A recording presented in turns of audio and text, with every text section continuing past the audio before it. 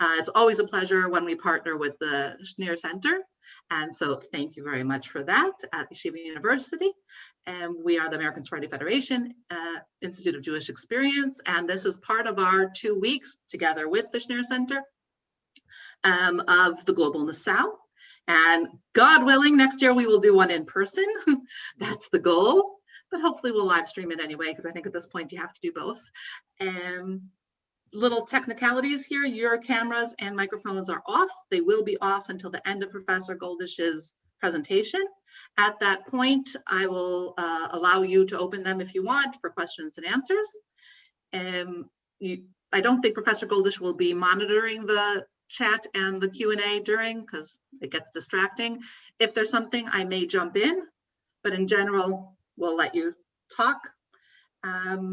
And so you can feel free. I will be monitoring the chat and the Q&A for all those who need to say something or initiate a quick question. And with that, I will hand it over to Professor Perales. Thank you all for coming, and thank both of you. Thank you. Welcome, everybody. It's great to see people from all over here as we explore the global dimension of the Sephardic diaspora. And specifically today, where we're gonna really go deep into some big ideas and understand them in their context with such a wonderful guide as Professor Matt Goldish, who is a dear friend and a teacher of mine, and someone who I've learned so much from, and who only recently visited my seminar at Revel, where I'm a professor of Sephardic Studies. I didn't introduce myself. Professor of Sephardic Studies at Yeshiva University, and also the director of the Rabbi Arthur Schneier Program in International Affairs. That is a proud partner with ASF and the Institute of Jewish Experience in this series on the Global Nacao. And for that reason, I want to formally welcome Professor Goldish, Department of History at Ohio State University, who's a specialist in Jewish and European history with interest in Messianism, Jewish-Christian intellectual relations, and Sephardic studies. He holds a Samuel M. and Esther Melton Chair in Jewish History. He earned his BA degree from the University of California, Los Angeles in 1986, and his PhD from the Hebrew University of Jerusalem. Professor Goldish has published Judaism, the Theology of Isaac Newton, which I'm sure is going to come up in some format today. The Sabbatean Prophets, Jewish Questions, Responsa on Jewish Life in Early Modern Period, which is a wonderful resource of Tshuvot, or really Sheilot, the first part of a Sheila and Tshuva from the Sephardic diaspora in the early modern period, and several edited collections as well. And I can assure you that he's a wonderful teacher and scholar and a person who knows how to make fun of himself, which I'm sure we're going to get a chance to see as well. So without any further ado, welcome, Professor Goldish. Thank you so much. I'm honored to be here. Bichlod Achsanya, really thank you to the Sephardi Federation. Thank you to Yeshiva University. Thank you to Drora, and especially to my friend Ronnie, who it's always a pleasure spending time with him. As a public service announcement, I want to tell you, please, if the picture is fuzzy, don't bang on the side of your computer. It's not your computer that's fuzzy, it's me that's fuzzy. I apologize in the middle of Sfirat HaOmer. I'm not looking my best, not that it's much better when it's not Sfirat HaOmer. All right. I want to start with a bunch of history, which is probably familiar to many or most people. So I apologize, but maybe a reminder is good. I'm going to run through a whole bunch of stuff very quickly and then get to the main subject. But I think that we need some of this background to understand our main topic. Before I go on, I want to acknowledge that, first of all, my friend Andre Brooks is, I see here participating with us. who is a direct descendant of one of the Hakhamim that I'm going to be talking about, and has written this terrific book about Doña Gracia Nasi. And I also see that Elizabeth and Sam Petukovsky, my friends from Ohio, are here.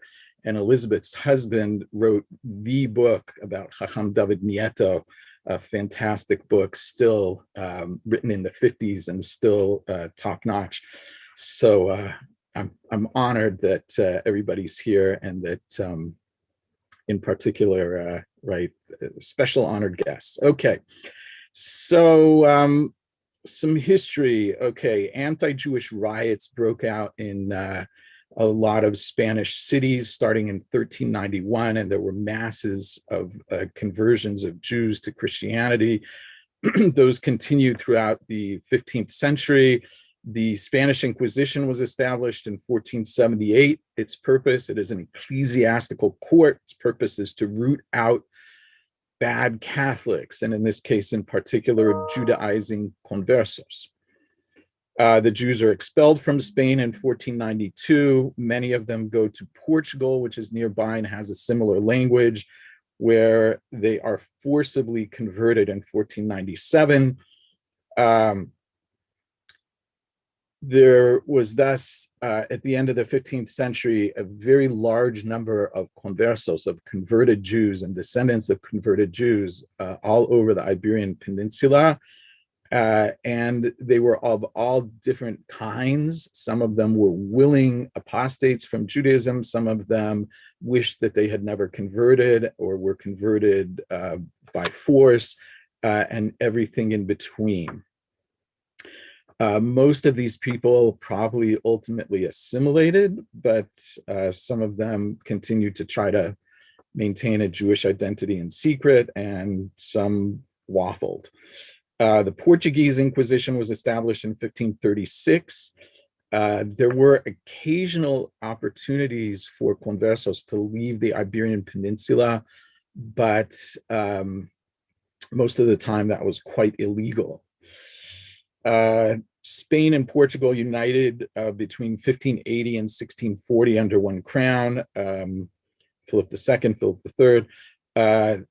Some conversos in Portugal, where the Inquisition was particularly hard on them, moved to Spain, where the Inquisition had moved on to other matters and was paying less attention to conversos at that point.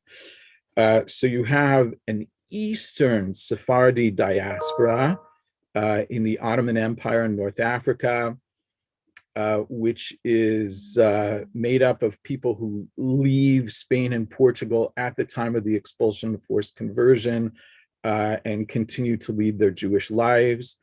And then over the course of the 16th century, you have conversos who have been living as Christians leaving the Iberian Peninsula and going sometimes to live in existing Eastern Sephardi Jewish communities in the Ottoman Empire in North Africa, but sometimes going to places where no Jews had ever been allowed to live, or had been allowed, no Jews had lived for many, many centuries, and establishing themselves under the guise of being Portuguese or Spanish Catholics, and practicing Judaism in secret sometimes. Okay.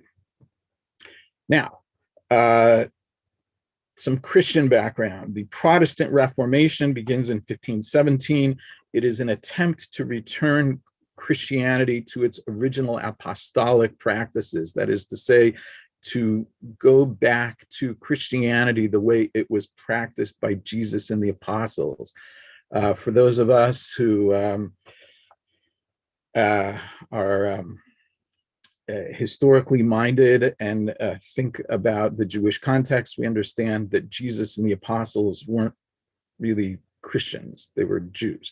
So the Protestants are often interested in the Jewish texts and practices from the early centuries of the Christian era in order to understand Christianity the way it was practiced before the Catholic Church.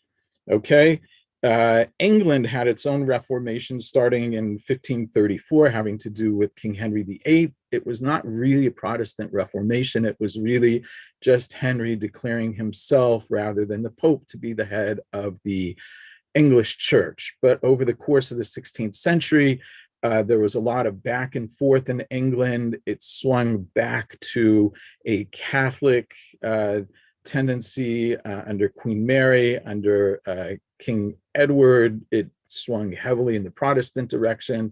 And then under Queen Elizabeth, there was a compromise English church created. That was Queen Elizabeth I. I think our current Queen Elizabeth was quite young at the time. All right. Then there were Puritans. Puritans were the English people who wanted England to be really solidly Protestant rather than this kind of Elizabethan compromise. They were pushing for really a more Calvinist, serious Protestant practice in England. There was ultimately an English Civil War, roughly between 1640 and 1660, that was fought between basically Puritans who supported Parliament and Royalists who supported the king. And there was a period during which the Puritans ruled England, and it's called the Protectorate, the leadership of Oliver Cromwell and Parliament during that period. Particularly for our purposes, that was the situation in England during the 1650s. All right, now the early Enlightenment in England, since we were talking about the early Enlightenment here and the rabbis or Hakhamim in London during that period. So the early Enlightenment in England was expressed particularly in terms of the growth of science and of rational philosophy. There were certain radical elements. The impact of Spinoza, who, as we know, was a Dutch Sephardi, a son of conversos. His ideas were brought to England, and Gerora, if we may have the picture, please, of Spinoza. Do we have that?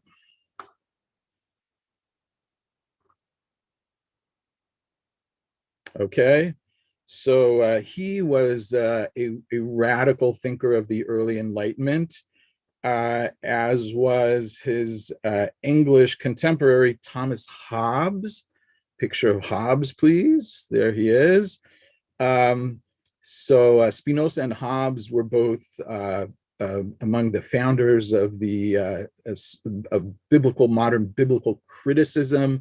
They were both fairly radical political thinkers and so on. So there was this radical wing of English early Enlightenment thought. But most elements of the early Enlightenment in England were less radical than this, or at least they moved more slowly in that direction. So after the Civil War, this less radical but kind of moderate early Enlightenment position was particularly well represented by a group of liberal Anglican clergy called the Latitudinarians. They call them the men of wide swallow, latitudinarians, right, who have this idea of the English church that should accept a lot of different positions. Another institution that was central to the early Enlightenment in England was the Royal Society of London. The Royal Society was the scientific society, the Royal Society for the Growth of Natural Knowledge. And this is where many of the scientists who shaped our modern world and shaped modern science were members. One of its key ideas was what's called physicotheology. Physicotheology is an outlook which combines science with liberal religion. So the latitudinarian divines, the ministers of that branch of the English church, were in many or most cases big enthusiasts of the science that was being developed in the Royal Society, and they worked closely together. And this was even more true after 1688, in the period of the Glorious Revolution. So among the leading figures in this sort of scientific and less radical branch of the early Enlightenment are figures like Robert Boyle, if we could have his picture up, right there. Robert Boyle, if you remember from whatever it was, 8th grade or something, right? You learned about Boyle's law. Robert Boyle is the father of modern chemistry. He is one of the seminal figures of not only modern science, but also this physico-theology, this kind of combination of liberal Anglicanism and science, that they work together. Another leading figure from this circle is John Locke. There he is, who is one of the figures whose ideas are truly seminal in the birth of the modern world. The idea of the separation of church and state has a great deal to do with Locke's ideas. He is kind of the father of modern psychology, his ideas about how the mind works, his ideas about politics, which were so influential on the American and French revolutions and so on. So he was in London at this time. He returned from exile in the Netherlands in 1689, and was a huge figure in English thought. And of course, none other than Sir Isaac Newton. And there he is, who was himself the president of the Royal Society, and whose ideas truly shaped the modern world and were at the bedrock of the early Enlightenment. Okay. Jews had been expelled from England back in 1290, but in the period we are considering, the 16th, 17th centuries, there was a colony of conversos living in England, in London in particular, under the guise of Portuguese Catholics, and many of them were involved in overseas trade. But at least some of them were practicing Judaism surreptitiously in London at that time. There were also, there was a significant group of millenarian Protestants, who believed that the second coming of Jesus was about to happen. And one of the steps in the process of the second coming is the conversion of the Jews to Christianity.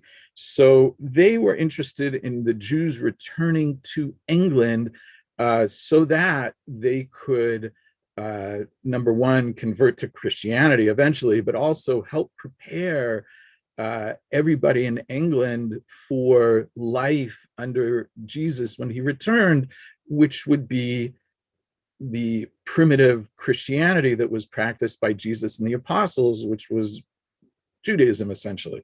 So they had a particular interest in the return of the Jews, and that was a big topic during the English Civil War period and afterwards. In 1656, the Amsterdam Chacham Menashe ben Israel came to England at the invitation of a bunch of these millenarians, these believers in the imminent second coming of Christ. And he petitioned Oliver Cromwell, the Lord Protector, to readmit the Jews, particularly because, thank you, there, perfect, Rora, thank you very much. Particularly because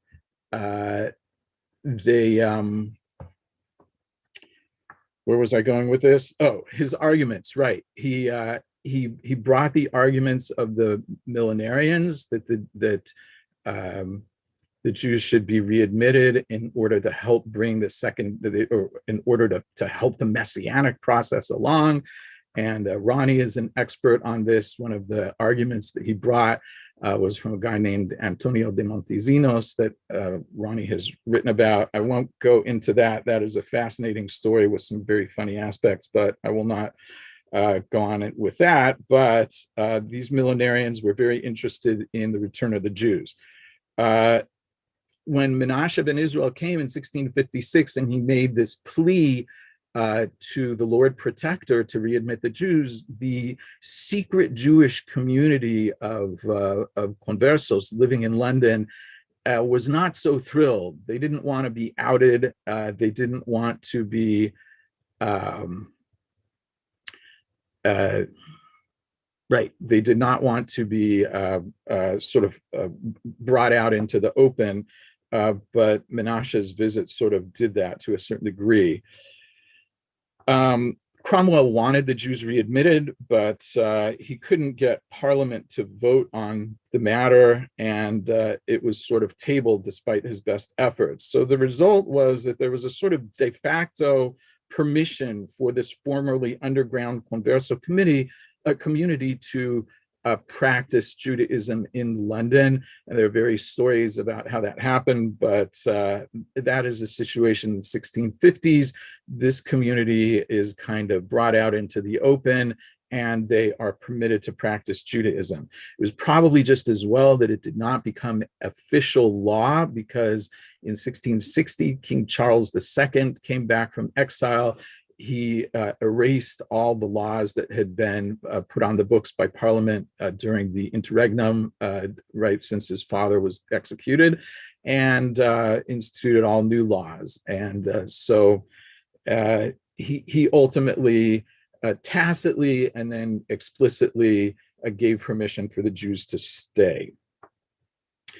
The nature of the fledgling Jewish community in London, right? These are former conversos who had been living secretly as Jews in London already, right? That was the core of the community, and then other people joined them from the converso group. Most of them knew next to nothing about the way Judaism was practiced. Imagine, these are people who in most cases have been living, their parents were living, their great-grandparents already were living as Catholics. In other words, generations of Catholic life with an awareness of Jewish ancestry, but they really knew nothing about the practice of Judaism as it is done in normative Jewish communities. Uriel da Costa, who was this type of person, famously claimed that all he knew about Judaism was what was in the Bible, and he was shocked to see the way Judaism looked in a living Jewish community. So these people needed, right, in order to create a functioning normative Jewish community, they needed expert guidance. At first, they got it from some Ashkenazim who were around, but they wanted a proper Sephardi Chacham. All of the Hakhamim that they got over the next two generations were imported from larger communities. And this is where we get to our 5 Hakhamim. The first one that we will talk about is Chacham Yaakov Sasportas. Drum roll, please. There he is. Okay. So Yaakov Sasportas is a fascinating figure. Yaakov Dweck just published an enormous book about him. He lived from about 1610 to 1698, not about, that's when he lived. He was a North African Chacham. He had been living in Amsterdam and worked with Menashe ben Israel on publishing, and he was also teaching in various contexts. And he was the first Chacham of the newly sort of organized Sephardic community of England. He was the first Chacham. He was there from 1664, when he was first recruited for the job, until 1665, when he ran away because of the Great Plague of London, which was followed by the Great Fire of London. He left. He went back to Amsterdam briefly, apparently, and then to Hamburg, which is where he was in 1665-66, at the time of the height of the Shabbatite Tzvi Messianic movement, of which he was the most outspoken opponent. Okay, so he was there for a short time. Now, it might be just as well that he left because he was an uncompromising man. He was not popular.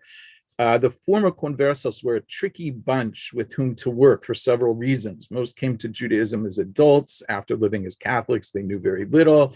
But at the same time, some of them were quite educated. A number of them were quite wealthy. They were imperious. They had a lot of jaha, as they say. Not in Spanish. They could easily leave the community to return to Christianity, to become Protestants, or to just stay in this sort of halfway status. The famous Zagachi list of English Jews at this time lists several people who refused to be circumcised and kind of lived at the margins of the community, which is a topic in which I'm very interested. Anyway, the return of former conversos is not our topic, but I'll just say that Sasportas was very hard on these people. How about his relationship with the early Enlightenment, which is our main topic? Well, he's a certain kind of figure. He is all about authority, and he is all about the past and the great stature of the rabbis of old. So he really seems to have taken very little cognizance of his surroundings, of the intellectual trends anywhere he went, which included London, Amsterdam, Livorno, and Hamburg, many of the centers of the early Enlightenment. He was not interested at all. You might actually compare him in terms of his attitude to what's called the High Church in England. The figures like Archbishop Laud, right? No tolerance for change. They're all about authority. And I'll just give you an example so you get a sense of the man. Someone asked him a challenging question about Maimonides' position regarding mysticism and Kabbalah. And it's clear that Maimonides' position would be in deep conflict with the Kabbalists and the mystics. Sasportas tells this man who asked the question, there is no conflict. The questioner should be embarrassed to be even asking such a question, and that everyone should just take the word of their Hakhamim that Maimonides and his rationalism and the Kabbalah are never in conflict. Just listen to your Hakhamim, don't stick your nose where it doesn't belong, right? And you don't understand enough to even ask a question like this. That's the kind of person he was.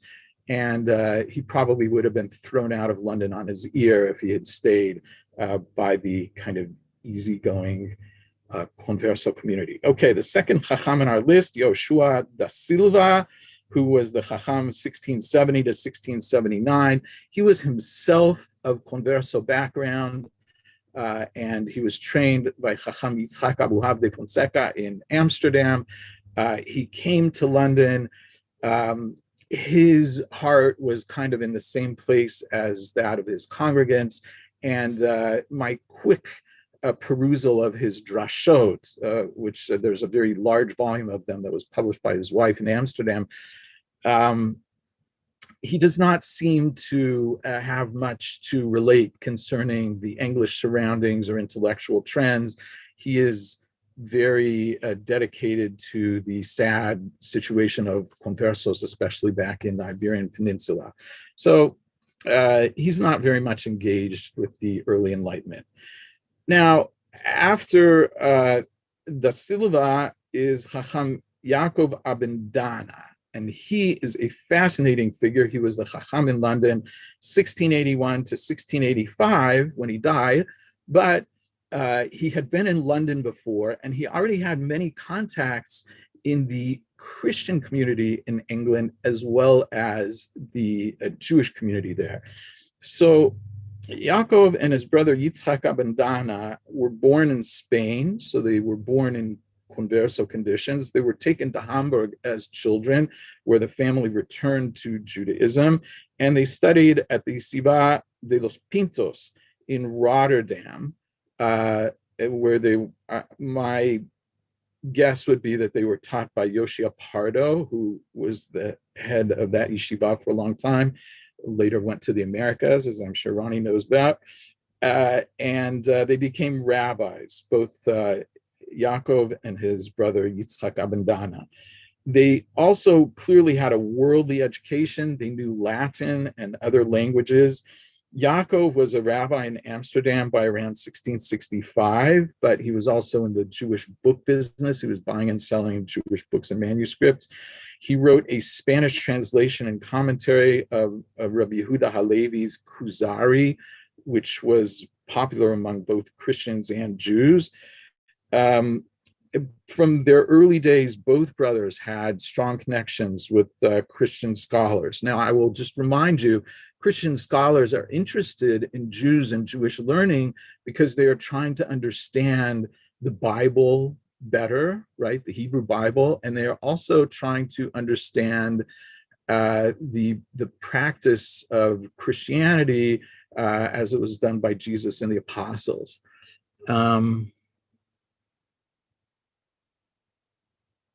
Yes, I'm sorry that I'm not putting all these names in writing. I apologize. I don't know. This format doesn't seem particularly apt for this, but Abendana, Abendana, and you can look up the Abendana brothers. Much of what I have to say about them comes from an article by Professor David S. Katz that was published in the Journal of Ecclesiastical History. If anybody wants the references, I can give them later. Okay, so again, Christians are interested in the Abendanas because they are the first learned Jews who show up in England. I'm going to interrupt one moment. I'm sorry. Yeah, go just ahead. because you noted that question. If you're okay, just at least giving a list, then I can send it out to all participants tomorrow, just so that at least they can refer back to them. Yeah, you know what I can do is give you my notes for the entire lecture, and you could send that out to anybody who wants. Excellent. I will send it to you as a follow-up then. Okay, good. All right. So Jews are the Christians, right? These Christian millenarians and lots of Christian Hebraists, they're very interested in the Jews in order to understand their own Christianity and in order to prepare for many of them for the second coming of Christ. They feel they need Jewish help. Okay. England, Holland, and Germany had many Protestant scholars eager to learn Hebrew and to master the rabbinic corpus at this time. The Abandanas worked with many of them, including, and get ready for this, another name, John Lightfoot, who was one of the leading Hebraists in England at the time, was connected with the Abendana brothers. I won't go into Lightfoot. He's a fascinating figure, but he was one of the greats of the world of Christian Hebraism. Okay, another group interested in them was the Irenic reformers and millenarians who believed the second coming of Christ was about to occur. These included a man, and I'm sorry, I'm going to go through a bunch of names again, but you can see them in my notes when they get sent out. Samuel Hartlieb, Adam Boreal, and John Dury. These were among the leading, they are people who are Irenicists, that is, they believe that all the Christian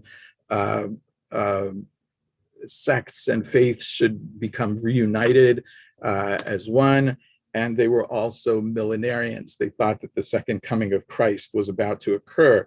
So they wanted the Mishnah translated into Latin or European tongue, so both Jews and Christians could properly learn the practices which would be reinstated when Jesus returned. This was a huge task, but Yaakov Abendana translated the Mishnah into Spanish. That was never published. His brother Yitzchak was paid at Cambridge University and at Oxford University over many years to translate the Mishnah into Latin, which he eventually succeeded in doing. But by that time, all the people who were interested in that translation had died pretty much, and it was never published. Okay. Among the other Christian Hebraists and intellectuals interested in the Abendana brothers and their work were members of the Royal Society, which you remember is the Scientific Society of London. As I mentioned, Sir Isaac Newton would eventually be the president of that Royal Society. Now, one of the puzzles about this whole situation is that the Abendanas, or Yitzhak Abendana, was at Cambridge in Trinity College, in Newton's college. At the time Newton was there, Newton was very interested in many Jewish subjects, but as far as I can tell, he never took the trouble to go out of his laboratory in his rooms and walk the 100 yards or whatever it might have been to meet Yitzhak Abendana. It might have happened, but there's no record of it.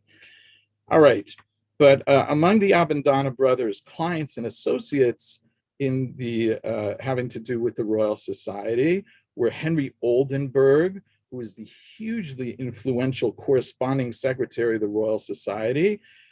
He was also John Dury's son-in-law, so that's a connection with the millenarians.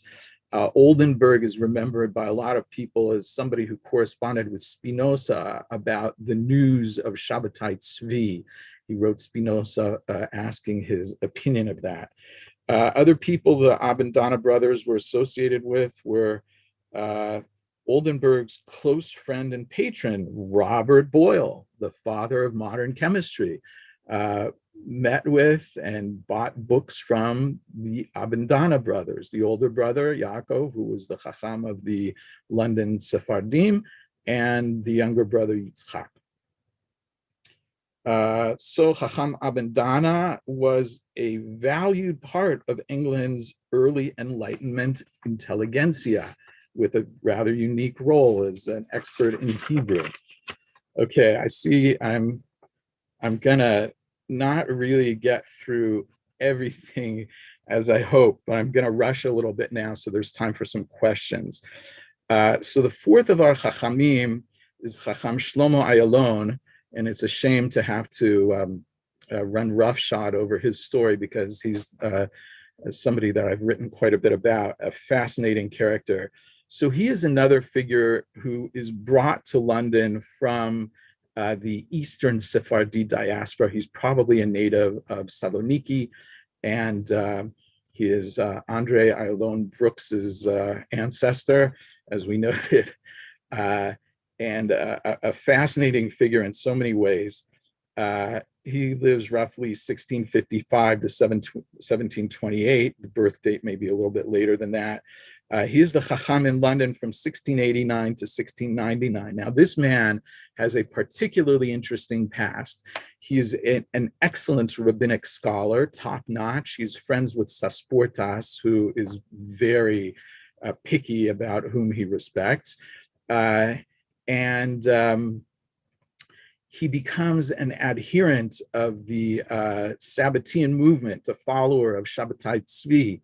And a bunch of the followers of that movement in the Ottoman Empire, and especially in Saloniki, convert to Islam, as Shabbatai Tzvi himself had done in the early 1680s. And it appears that this Shlomo Ayalon becomes the Chacham of London, 1689 to 1699, and then the Chacham of the Amsterdam Sephardic community, which is the most important Western European community. He is their Chacham from 1700 till he dies in 1728. So he is a leading figure in the Western Sephardic communities. He converted to Islam with the so-called Donmeh, right? These Sabbatean believers in Shabbatai Tzvi, who converted, and he lived as a Sabbatean Muslim for some period, not clear how long. Apparently, he swapped wives with somebody at the behest of the leaders of the movement while he was with the Donmeh.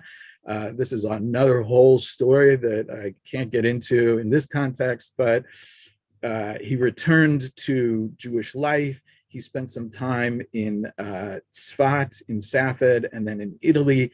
And then he went to Amsterdam, I believe. Yeah, Hashem Yishmor, huh? He went to Italy and then to Amsterdam, where he was found by the London representatives who were looking for a Chacham, and he was brought to London as the Chacham. Now, you might think that a guy like this, a sectarian who's a member of a heretical Jewish kind of cult, would be the last person that you would think would have any connection with the early Enlightenment. But the Enlightenment, as we've already seen, included these millenarians who believed in the imminent second coming of Christ and were preparing for that event. And it also included sectarians and people with interests in secret societies of all types. The most famous of them is the Freemasons. And members of the Royal Society were among the founders of the Freemasons. So there is a strange congruence between, there is a strange congruence between the early Enlightenment and some very interesting esoteric trends. So maybe it's not so odd that the leader of the London Hakhamim at the end of the 17th century is himself a member of a sort of heretical messianic sect. For whatever it's worth, his younger contemporary, Samuel Falk, known as the Baal Shem of London, was the Ashkenazim's Sabbatean adventurer, Freemason leader, and that's another whole story. If Drora ever wants to invite me back, I better stop talking about Ashkenazim. Anyway, okay. So our fifth figure that we're going to talk about is Chacham David Nieto, lives roughly 1654 to 1728. He serves as the Chacham of the London Sephardim, 1701 till 1728, when he died. With Nieto, we have a Chacham who, though he was not in direct personal contact with these figures of the early Enlightenment, was fully engaged with the early Enlightenment in certain ways, was fascinated by it. He was born in Venice. He was raised there and in Livorno, came from a converso family. He was trained as a rabbi and as a physician. He was trained apparently at University of Padua, which was one of the great medical schools of the period. His medical training in Padua was in the traditional Aristotelian and Galenic tradition. He served as a rabbi in Livorno, apparently practiced medicine there too. He had a huge fascination with philosophy and science even before he arrived in London. He wrote several books and pamphlets while he was in London, almost always, whatever the subject that he is writing about, and David Ruderman wrote a nice article about this, he always ends up bringing in science and philosophy into his arguments. So he's really fascinated with those fields. He was a champion of Orthodox Judaism, but it also appears that he was anxious to be a sort of Jewish latitudinarian. That is to say, somebody who made Judaism and the sciences and philosophy fit together and support each other, the way that the English Christians were doing with their latitudinarian Christianity. So he seemed to want to create a sort of Jewish form of that while remaining strictly Orthodox in his orientation. So he tries to bring science and philosophy in to support his views about Judaism all over the place. He was clearly familiar with at least some of the intellectual and religious trends going on around him in England. The problem turned out to be at least partly that Nieto was living in Newtonian London, but his mind was completely immersed in the world of Aristotelian scholastic philosophy and science, which did not accept the ideas of the new science of Copernicus and Galileo and Kepler, and especially Newton. I'll just mention that Newton had published his Principia, his great book about the mathematical basis of physics, in 1687. So it's already well known by the time that Chacham Niato arrives in London, but he's not engaged with it. He doesn't. He's not engaged with the whole Copernican tradition, nor was he engaged with the new philosophy of Descartes and Mersenne and Gassendi and Locke. So he was a philosopher and had deep interest in science, but in the old scholastic Aristotelian tradition.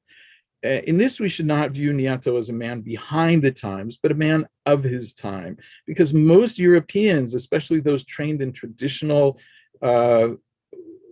traditional ways on the continent, were not quick to adopt the new science or the new philosophy.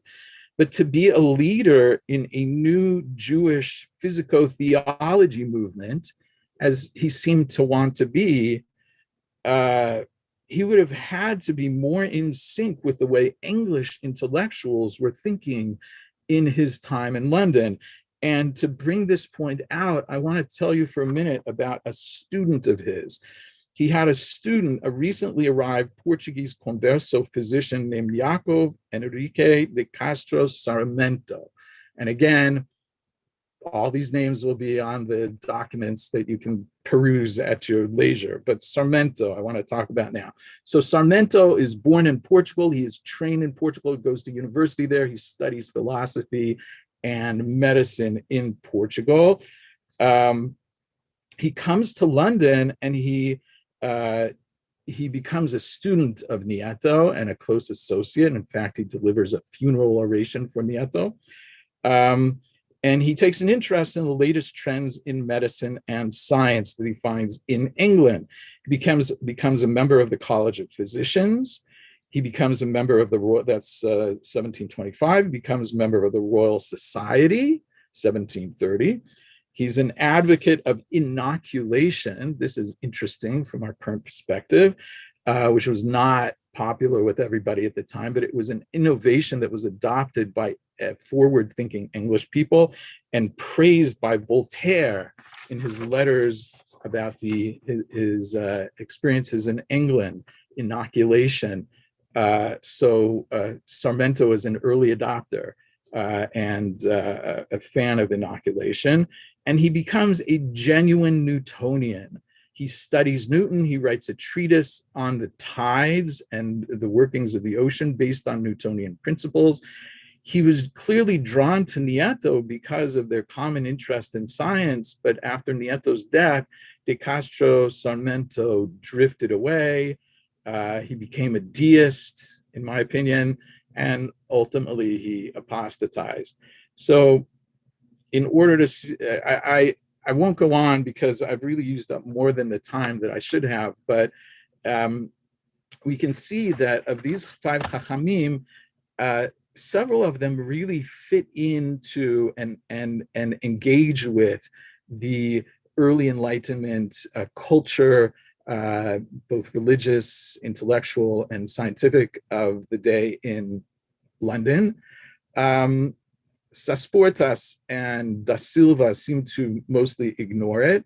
And maybe the most interesting of these figures is Niato, who, again, if you read Professor Petukovsky's book about him, he really opens up this story in a very impressive way. But Niato wanted to be engaged. He wanted to bring his scientific and philosophical learning to the support of Judaism in London, but he was an old style philosopher. He was not engaged or was not prepared to believe in the developments, the scientific and philosophical developments that were popular in London in his time, even among his own students. So I will leave it there and open up so I know questions. I know Professor Perellis had a question, so I'm going to let him start. I'm going to allow everyone to open their microphones and their cameras. If it's okay with you, Professor Goldish, we'll go a few minutes over. Please. Okay, and so you can Start, Ronnie. Now you're on mute. You can't start. Gotta unmute. There we go. As someone who has a hard time telling a big story in a short amount of space, I was very impressed with this, with your synthesis of this complex, wonderfully interesting history. So I really appreciate that. And but my question was specifically with David Nieto, could it be that the Aristotelian worldview and kind of approach, was that more conducive to this kind of religious outlook? Was the Newtonian, I mean, not a lot has been written about Newton's religiosity and his beliefs, but that he was a religious person, right? He's not generally seen as a Spinoza-like, although you can argue about Spinoza also. But is there something about that older way of looking at the world that kind of would match Nieto's desire to create kind of a more balanced harmony kind of vision of Judaism and science? I don't know. I'm just throwing that out there. I think that is the case for Nieto, but it is not intrinsically the case. I'll give you a specific example that I was going to get to if I had time, but I of course didn't. In his Kuzari Sheni, which is one of the books that Nieto wrote, he says, well, we should really, as Jews, we're open to all views as long as they do not oppose the views of the rabbis and of the Torah. We are open to all views. So you can see him trying to be latitudinarian, trying to have a wide swallow, right? And to be open to all views. And then the interlocutor in the dialogue says to him, well, how about these ideas that the sun is at the center, yeah, he says, I've heard of those ideas, the sun is at the center and the earth is, and all the planets are going around it. Well, is that a heretical point of view, or is that, well, it all depends on whether it goes against the Hakhamim. And then he brings up the exact same argument that 150 years earlier, the church had brought up against Galileo, 150 years earlier, about Shemesh b'Giv'at Adom, right? The sun stood still and so on. This proves that the sun goes around. And it's not that there's something intrinsic about Newtonian science that would have been a problem for Judaism more than Aristotelian philosophy. Aristotelian philosophy is a problem for Judaism and Christianity because Aristotle believed that the world was eternal, that there was no moment of creation. And Christians and Jews like the Rambam and St. Thomas Aquinas, Lahavdil, right? They had to struggle with that. They had to struggle with that. Well, there were things that you would have to work with about the Newtonian worldview too, but it's not that it would have been impossible. It's that Nieto wasn't prepared to, make the shift. But neither were many people in his time. The problem is that he's in London. Right. He's at the center of these intellectual developments, and his students come into, right, there's a story at one point, right, his students come into the yeshiva and they're talking about the nature of divine providence, right? And he gets into a whole bunch of trouble by giving his view of divine providence. He's trying to engage with them and to prove that Judaism is so liberal and open and so on, but he trips over himself because he's really stuck in the traditional scholastic mode. David, you had a question? Yes, you've partly answered it. David Nieto got into hot water in 1703 because one of his sermons was perceived as being Spinozist or deist. And they had to call in the Chacham Tzvi, who was the Chacham of Hamburg, in order to try and resolve this, which he did. But he seems to have resolved it by saying, well, actually, Spinozism, deism is compatible with the Hakhamim. Was that actually the view of Nieto, and was it the view of the Chacham Tzvi? Right. That was not the view of Nieto or the Chacham Tzvi. Nieto, the story that I just told you about the students coming into the yeshiva arguing about divine providence is what started that exact train of events that you have described so nicely there. And the view, clearly Nieto was trying to grab the attention of his students and to show that he was a worldly philosopher and thinker in the same way that the Christians that they had encountered were. And what he does is in the yeshiva and afterwards in a sermon to the congregation, as you said, he says, God and nature are the same thing.